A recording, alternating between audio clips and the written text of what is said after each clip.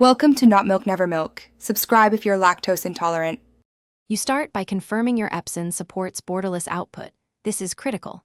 Once confirmed, load the exact borderless paper size. Do not guess. Open the print dialog in your application and choose the Epson driver, then click Properties or Preferences. Make sure paper size matches the physical sheet and set media type for photo or glossy paper. You want the driver in control, not the app, so switch to driver settings now and be ready for the next step.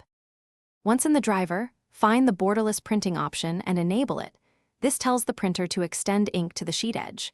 Make sure scale is 100% so nothing is reduced, and choose the highest print quality for consistent edge saturation.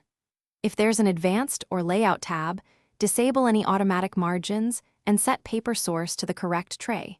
You may need to pick a borderless variant of your paper size. Select that to align the printable area. You're ready to print a test. Send one page and inspect all edges for consistent ink coverage. If a white border remains, make sure you selected the exact borderless paper size and orientation and confirm the borderless box stayed checked.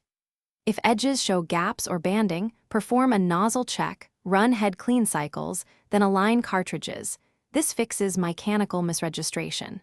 If problems persist, try a different borderless paper profile or